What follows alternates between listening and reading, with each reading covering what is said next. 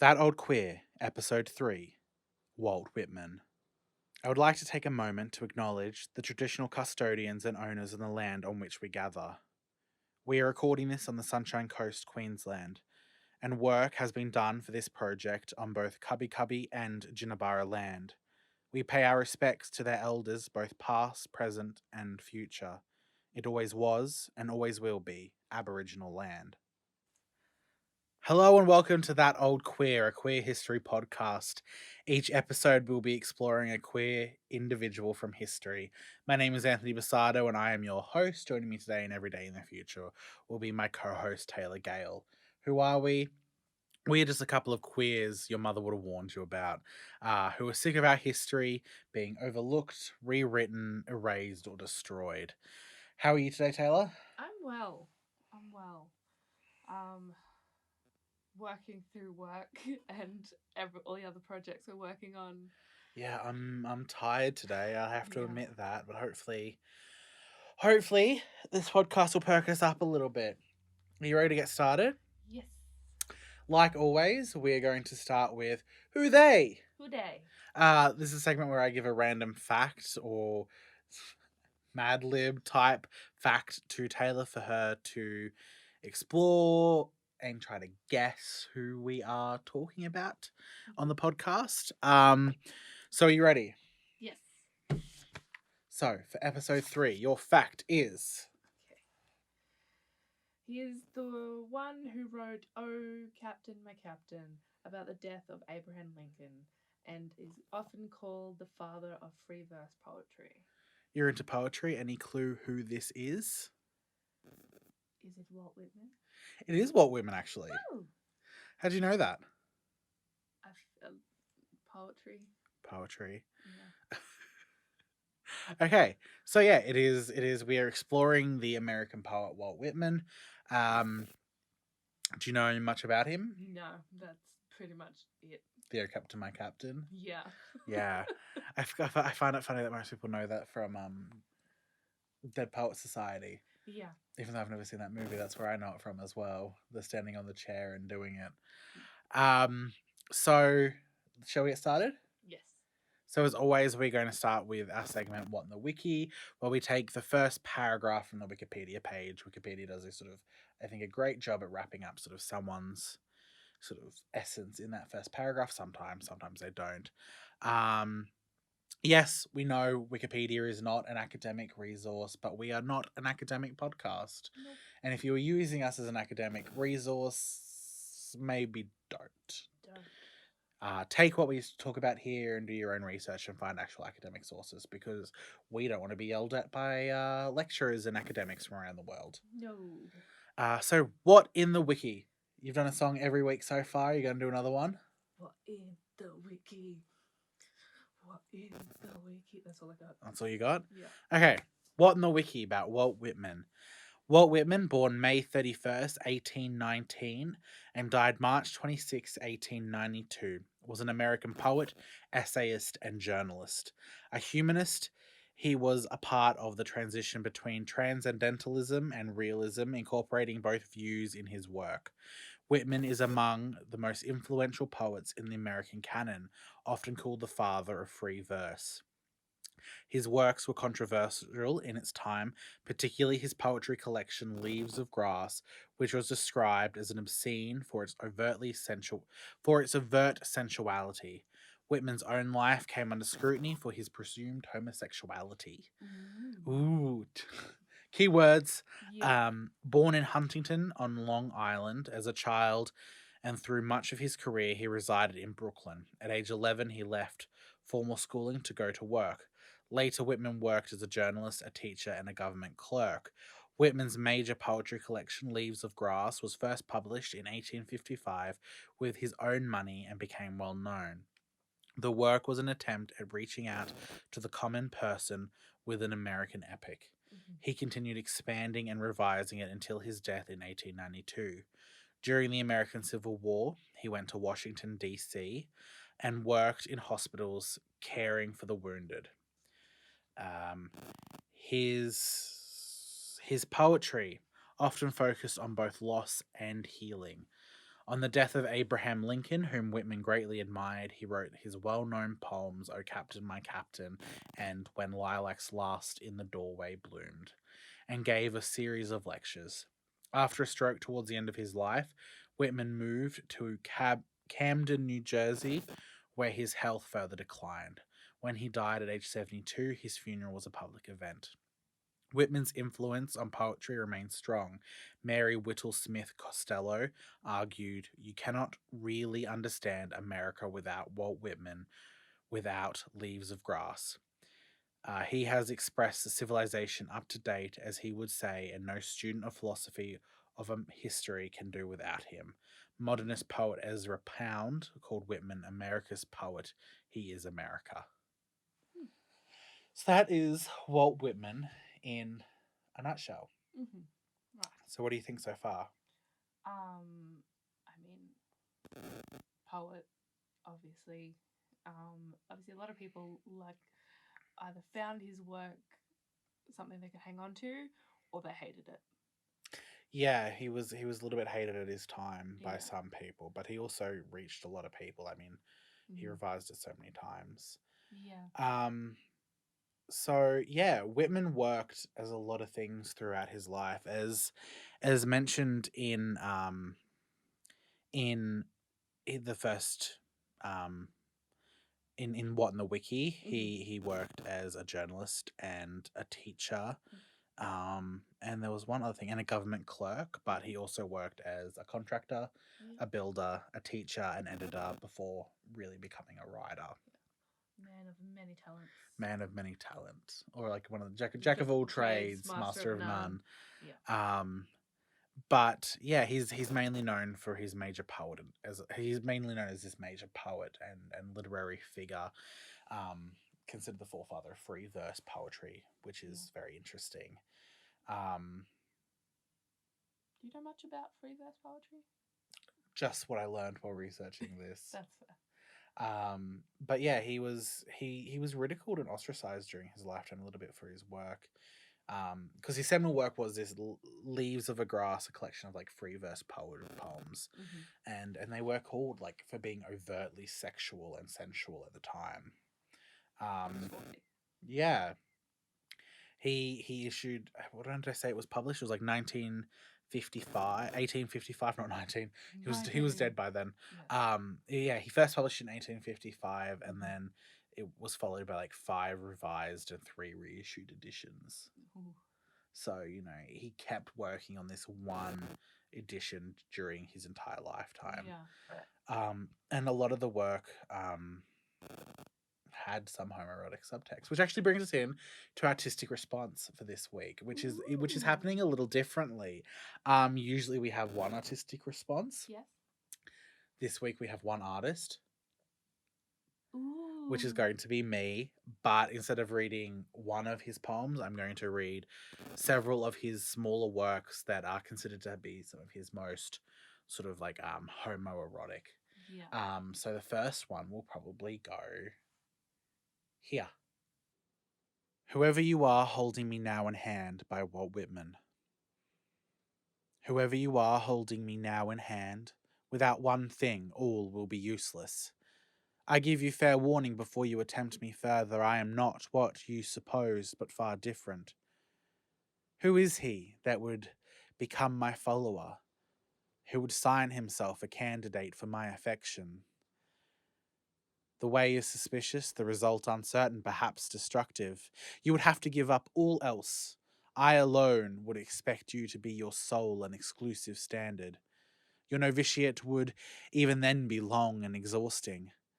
The whole past theory of your life and all the conformity to the lives around you would have to be abandoned. Therefore, release me now before troubling yourself any further. Let go of your hand from my shoulders. Put me down and depart on your way. Or else by stealth, in some wood for trial, or back of a rock in the open air. For in any roofed room of a house I emerge not, nor in company, and in libraries I lie as one dumb, a gawk, or unborn, or dead. But just possibly, with you on a high hill. first watching less any person for miles around approach unawares, or possibly with you sailing at sea, or on the beach of the sea, or some quiet island. Here, to put your lips upon mine, I permit you, with the comrade's long-dwelling kiss, or the new husband's kiss. For I am the new husband, and I am the comrade. Or, if you will, thrusting me beneath your clothing, where I may feel the throbs of your heart, or rest upon your hip. Carry me when you go forth over land or sea, for thus merely touching you is enough, is best, and thus touching you would I silently sleep and be carried eternally. But these leaves conning you con at peril. For these leaves and me you will not understand. They will elude you at first, and still more afterward. I will certainly elude you. Even while you should think you had unquestionably caught me, behold, already you see I have escaped from you. For it is not what I have put into that I have written this book. Nor is it by reading it you will acquire it, nor do those who know me best, who admire me and vauntingly praise me, nor will the candidates for my love, unless at most a very few, prove victorious. Nor will my poems do good only. They will do just as much evil, perhaps more. For all is useless without that which you may guess at many times and not hit, that which I hinted at. Therefore release me, and depart on your way. Wow. God, that sounded condescending. I don't know. I haven't heard you read it yet. Yeah, so there'll be a couple more of them throughout the show.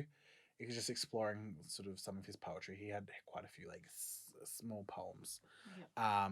But there are plenty of interesting eccentric parts of Walt Whitman, oddities, I suppose you could say, especially for a man of his time.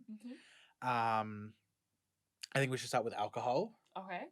He wrote several books for the Prohibition movement, for temperance movement. Oh. So he wrote essays and he wrote books and made it appear that he was a proponent of, like he was a big supporter of the temperance movement. I'm guessing he wasn't? Well, no, later in his life he said he wanted to make it very clear that he wrote them just for money, and that he's always loved the booze, and he was known for a bit of a booze up later in his life. But it's I find it very interesting that he wrote some really well known texts for the temperance movement, and he was like, no, they were bullshit. I didn't love it. So yeah, he wrote for the temperance movement, but wasn't against alcohol. Right. Another really interesting thing about him was religion. He didn't have a central religious view. He was very influenced by deism, which is no religion. The natural world will provide all the answers. He was influenced by that, but women actually sort of believed that no one religion was the right religion, and he embraced all of them equally. Okay. So he sort of, I think he sort of fell in that between that they sort of like the universe will provide the answers, but he took from all religions equally. It wasn't like no religion is like all religion. Yeah, he embraced, as I think from what I've read, he sort of tried to embrace and treat them all equally in his belief system or in his knowledge. Yeah, so I kind of like that. I kind of dig that about him, especially for the time, especially in America. Yeah. And you know, they talk about America being, you know, this nation of religious freedom, but at this time there would have been religious freedoms there, but it still would have been very Christian centric as it is still today. Yeah, I mean, like we always joke around, like most of our joke around, like there's literally the Bible Belt in America. And he did grow up and live most of his life in like the New York area, so so that probably influenced him a little bit as well. Oh, another interesting thing. He loved being nude in nature. Yeah. What was his name? Ben Franklin and having his air baths. His hair bath. Maybe a little bit, yeah. But yeah, apparently he really enjoyed bathing and sunbathing naked. Um so in his work, Manly Health and Training, written under the pseudonym Mosey Velsaw, he advised men to swim naked. Um in a sunbathed nakedness, he wrote, "Never before did I get so close to nature. Never before did she come so close to me. Nature was naked, and I was also. Sweet, sane, still nakedness in nature. Ah, if poor, sick, prurient humanity in cities might really know you once more, is not nakedness indecent? No, not inherently. It is your thought, your sophistication, your fear, your respectability that is indecent. There come moods when these clothes of ours are not only too irksome to wear, but are themselves indecent." I mean, he's not wrong. He was like a what do you call nudist now? A naturalist? Naturalist. Yeah, he liked getting nude in nature and sunbathing He nude. also likes the word naked. He loved the word naked, I reckon. It's... How many times did he say it in that paragraph? Well, he was talking very specifically about being naked in public. I loved that sort of saying. Especially that last one. There comes moods when these clothes of ours are not only too irksome to wear, but are themselves indecent. I love that idea that it's sort of like, you know what? Why do we wear clothes all the time? It's not like they provide warmth or anything. No, not that if I walked outside naked, I'd be burnt in 2 seconds flat. Um, It would freeze right now, but yeah, freeze right now. But yeah, he really. But it was only for men apparently that he never specifically wrote about, I don't think, women getting naked in nature, but I suppose that was probably the time as well. yeah, I'd say it's also like his own experience and a thinking, hinting at that him being gay. Oh, you think this was like a cruising situation? Possibly. He wanted all the men to get naked out in public so he could have a bit of a squiz as it. Possibly, but I mean, like, it's also like women being naked to him would be like, no, thank you. Yeah, that's true. But yeah, that's one of the very many interesting facts about him, that he liked nakedness. Another one was that he didn't believe Shakespeare was Shakespeare. A lot of people think that. Yeah, he was adherent to the Shakespearean authorship question, and refused to believe like the historical attributions of Shakespeare to Shakespeare. Yeah, so like the theory that multiple people wrote those. Yeah, no, he really believes he believes the historical attributions of the works of William Shakespeare should have gone to Stratford upon Avon, I believe, is what they said. Um Whitman's comments in his November Bows in 1888 regarding Shakespeare's historical plays, conceived out of the fullest heat and pulse of European feudalism, personifying in unparalleled ways the medieval aristocracy, its towering spirit of ruthless and gigantic caste, with its own peculiar air of arrogance, no mere imitation, only one of the wolfish earls so plenteous in the plays themselves, or some born desiccant. Oh, desiccant. That's not even right. Decadent. It's not even decadent. Yeah, I suppose decadent and Noah might seem to be true author of those amazing works. Works in some respect greater than anything else in recorded literature. So he really believed that, William Shakespeare didn't write William Shakespeare's work, which is a common sort of conspiracy theory even now. And I understand it. Shakespeare wasn't a rich man. No. His father and child were both illiterate. Yeah. I think his wife was as well. Anne Hathaway. And never went out of the country to see the places he was talking about, but described them in such beauty and sort of. I mean, he also, like, in our understanding, like, just left his whole family. Like, yeah, I'm going to be in London and you chill here. Yeah. So yeah, he really believed that Shakespeare didn't write his works. That's fair. So yeah, they were just. What do you think of those odd things? What are we talking about? The temperance movement, his religion, his love of nudity, and his disdain for the name Shakespeare. I mean, he seems like a pretty chill bloke, really. Like, not chill, but like interesting, and Yeah, would have you'd have really cool, interesting conversations with. yeah, I think so too. And he loves his hard consonant sounds.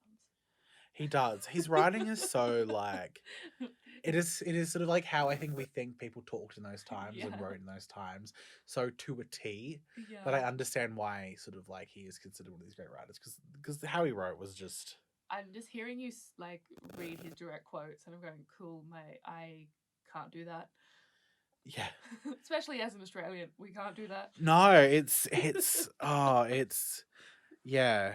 Not on top of my own speech issues, just like can't He do that. loved a long sentence as well. Yeah, which also as an Australian we can't do because we create a whole sentence into one word. Yeah, it's true. We'll never be the greats, shall we? No. Oh, we could be. But yeah, so they're all those facts, but bringing it back to why we're exploring him in this concept, Yes. Whitman's sexual orientation Yes. is generally assumed on the basis of his poetry. Yeah. It comes back to what we talked about a little bit in Sappho, Mm-hmm. is like that idea of poetry as biography. Mm-hmm. And most people write what they know. But with his poetry as well, he wrote a lot about his own life and his own individual. It wasn't like Sappho where she would have been hired to write for other people. Yeah. But his poetry depicts love and sexuality in a more earthy, individualistic way, Mm-hmm. common in American culture before the medicalization of sexuality in the 19th century.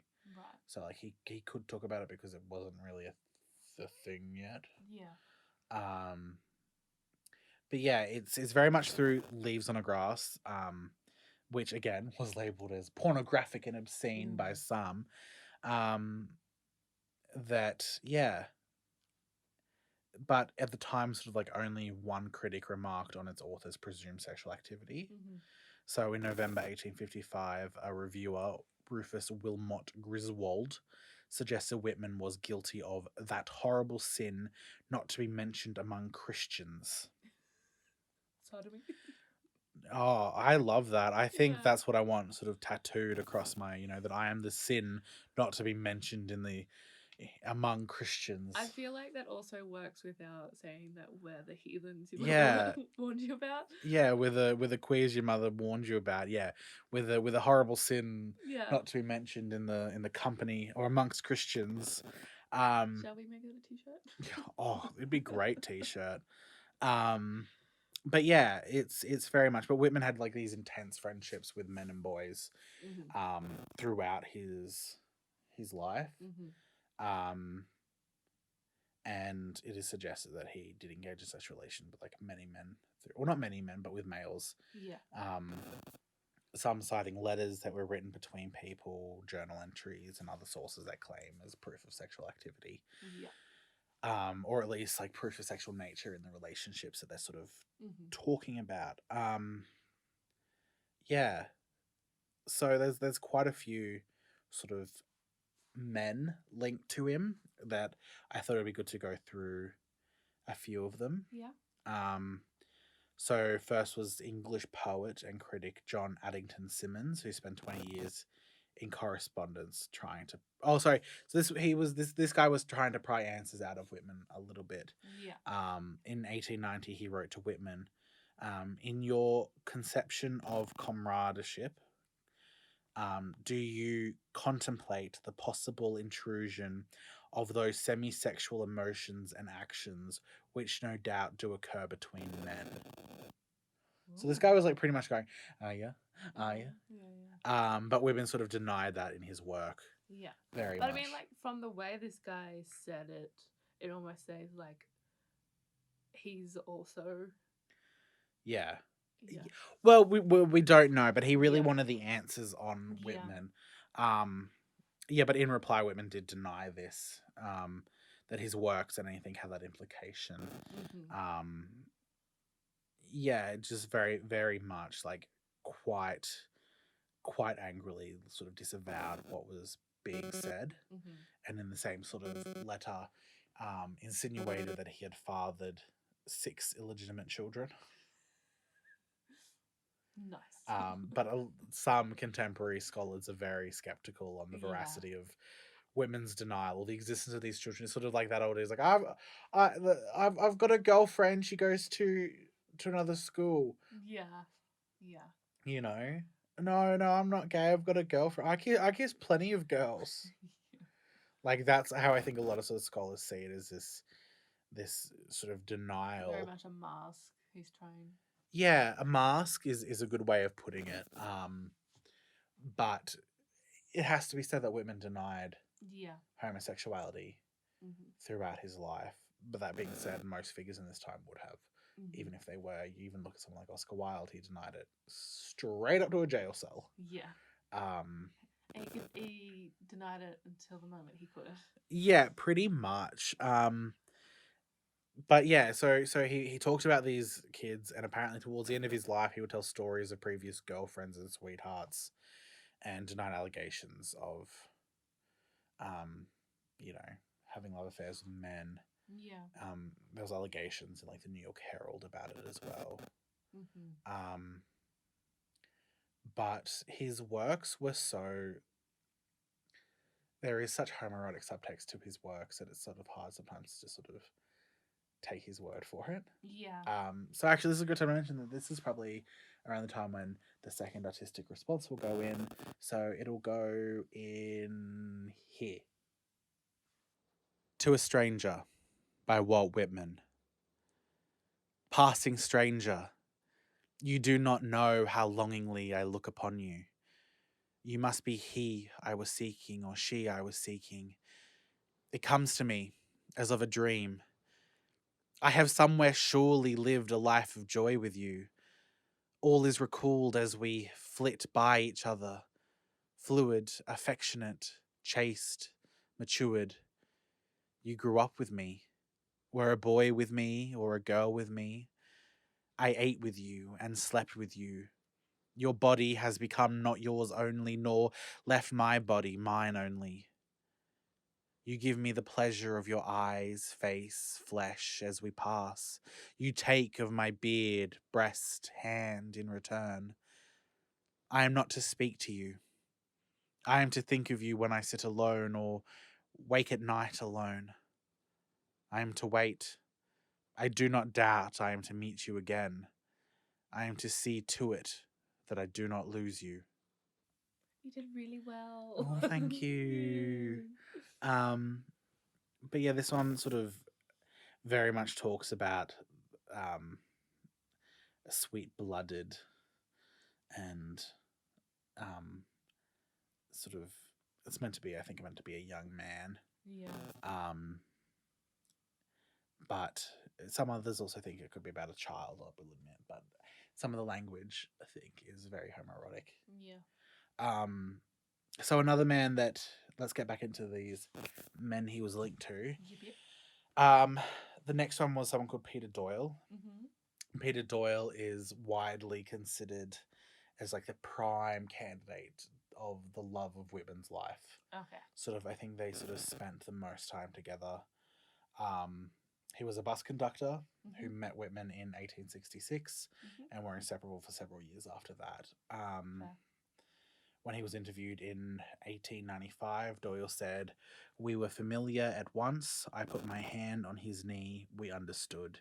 He did not get out at the end of the trip. In fact, went all the way back with me." Oh, that's beautiful. Yeah. So it's very clearly states that. I mean, I 100% agree with the fact that Peter could be the love of his life, but it's also, we sort of fell in friendship where we're like familiar with each other.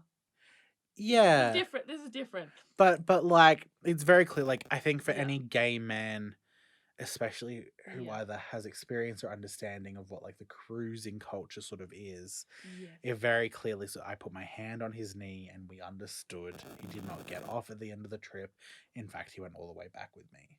It very clearly sort of states to anyone who sort of has a knowledge of that sort of I would 100% agree with that. yeah. It was them sort of cruising each other. Yeah. But sort of Whitman talked about him as well in his notebooks, Mm-hmm. and would use the code 1614 Right. because Peter Doyle, PD, P and D being the 16th and the 4th letter of the alphabet. Yeah. So there was that talk of that very closeness to them, and I don't, from what I've understood, is sort of Peter never sort of outwardly, you know, didn't deny it with veracity, I should say. Fair enough. But we actually mentioned this guy before. Oscar Wilde is actually linked a little bit to Walt Whitman. Oh. So Oscar Wilde met Whitman in the United States in 1822. Wilde did a talking tour over in America and was said to have said on multiple occasions, "I have the kiss of Walt Whitman still on my lips," after meeting him. So yeah, many believe that Walt Whitman and Oscar Wilde had a bit of a Hook up. bit of a mac on at least. Mm-hmm. So yeah, it's you know, the picture is becoming clearer, I think, to me especially, that that what I was going to say Oscar Wilde was gay, but we already know that. We know that. Whitman has like all these men, and there's even more, like there's another one called Edward Carpenter who in 1924 told gave an author of a sexual encounter in his youth with Whitman, not Waltman. Walt Whitman, yes. The details of which Arthur recorded in his journal. And then there's also someone else called Bill Duckett, who was a possible lover. Bill Duckett, what did I say? Bill Duckett. So they apparently were linked as teenagers. They lived on the same street in Camden, and moved in with Whitman, living with him. Sorry, no, they weren't teenagers together. Bill Duckett was a teenager and lived in the same street as him in Camden, and eventually moved in with Whitman, living for a number of years and serving him in various roles, was sort of like what was said. Duckett was 15 when Whitman bought his house. So it is a little creepy. It's very a bit dodge. It's very much a relationship that kind of grosses me out a little bit. Very sketchy with that one. But you know, their relationship was close apparently, with the youth sharing Whitman's money, and Whitman described their friendship as thick. As a thick friendship. With 2 C's. No. So it comes down to that idea. It's like, is it are they boarders or are they lovers? Yeah. He was a lot younger. I never really find out exactly when he moved in. But yeah, Duckett was meant to be about 15 when Whitman moved into the neighborhood. So it is a little creepy. There's a photograph of them. Yeah. That was apparently modelled on the conventions of a marriage portrait, though. Which was actually a part of a series of portraits of the poet with his young male sort of lovers and friends, which were very big at the time of encrypting this sort of male desire that they supposedly had. There's a series of them where they are very much modelled after like how wedding photos were taken at the time. So yeah, it's there's another one. Possibly a creepy one. And finally there was a man called Harry Stafford, which was meant to be a very intense relationship with Whitman, with whose family Whitman sort of stayed with at Timber Creek, and they first met when Stafford was 18. So this is the one I was talking about before. They were sort of teenagers. Whitman gave him a ring, which was returned and re-given over the course of the stormy relationship over many lasting years. So this ring was given and then given back and re-given, and it was like this back and forth with this ring. Of that ring, Stafford wrote to Whitman, "You know when you put it on there..." Oh, sorry, I'll rephrase that. I'll reread that, I should say. Stafford wrote to Whitman, "You know when you put it on there was but one thing to part it from me, and that was death." So he sort of described that idea that when Whitman took the ring off him, it was death. So, people sort of talk about Peter Doyle as the love of Walt Whitman's life. It sort of seems I think Harry. yeah, maybe Harry was, because there was just this on again, off again thing, especially with this ring. And I think rings are such a powerful symbol. Yeah, like the ring, it almost looks like a wedding ring or a promise ring or like an eternity ring. Like, yeah, It's very symbolic of. It would be very symbolic of their relationship, they say. I would say so too, as well. So yeah, what do you think of the many men of Walt Whitman? I mean, the fact that there's many at that time would have been weird, apart from the fact that being men. But it's not. I'd say it'd be very much on par with like people in the more modern era. And like obviously this obviously happened over the course of his life, but it would have been very intense relationships between all of them. Yeah, it seemed to me that they were very intense with a lot of them, except maybe Oscar Wilde, who was only one meeting. That was just like. I think it paints a very clear picture of sort of who he was. Yeah, I do find it sad that he was denying himself. Yeah. Straight up to the end, if all this is true, which goes again with the disclaimer that's in every single one of these episodes, is that they don't live in a modern world where they could be open about this or disclaim that, be able to talk about their identity openly. He talked about being heterosexual, but it was at a time where if he didn't deny it, there would have been ramifications for him. Yeah. And like it talks about it in sort of a way that we'd see that someone trying to hide in what we're looking at it from future. Yeah, absolutely. Us looking at it from now, we can see the codes. Yeah. We can read between the lines of what it might have meant. Yeah. But then again, we also can't be 100%. No. But this is what your interpretation is, which I agree with. Yeah. But yeah, I really think he has some intense relationships. Oh yeah. So the final artistic response will be going ahead now. It is a beautiful poem, which is called "Of Him I Love Day and Night," and that will go right here in the podcast. Of him I love day and night, by Walt Whitman. Of him I loved day and night. I dreamed I heard he was dead. And I dreamed I went where they had buried him. I love, but he was not in that place. And I dream I wandered searching among burial places to find him. And I found that every place was a burial place. The houses full of life were equally full of death. This house is now. The streets, the shipping, the places of amusement, the Chicago, Boston, Philadelphia, the Manhattan were as full of dead as of the living. And fuller, oh vastly fuller of dead than of the living. And what I dreamed I will henceforth tell to every person and age, and I stand henceforth bound to what I dreamed. And now I am willing to disregard burial places and dispense with them.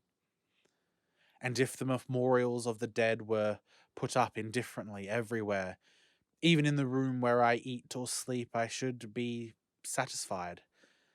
And if the corpse of anyone I love, or if my own corpse be duly rendered to powder and poured in the sea, I shall be satisfied. Or if it be distributed to the winds, I shall be satisfied. I might cry.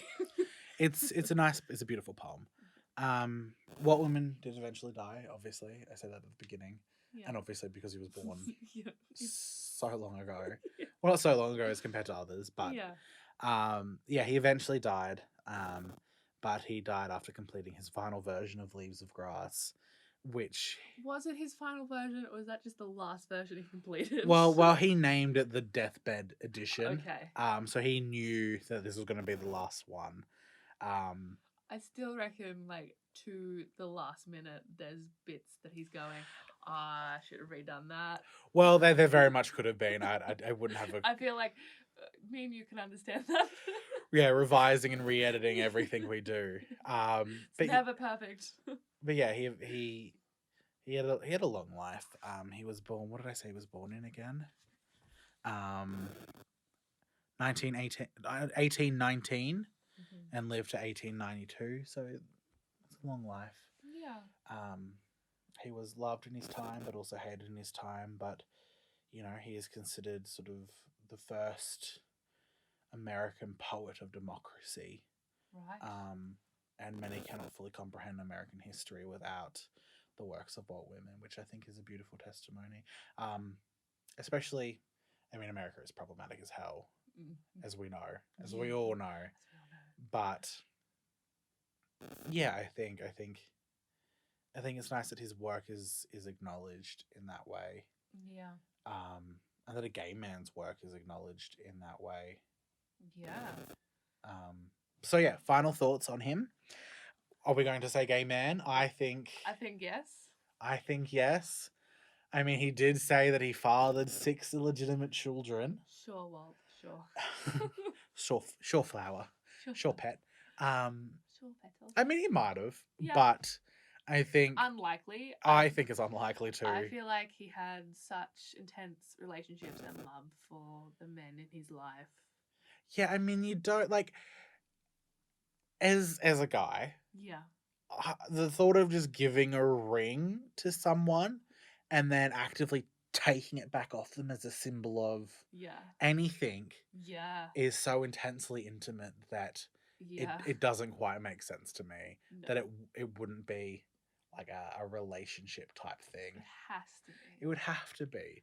And the way that that Harry Stafford talked about it, that idea of it being death when Whitman took it from him, it's just dramatic enough for a couple of queens. Yes. You know? Yes. I absolutely believed that Walt Whitman was a queer man. Yeah.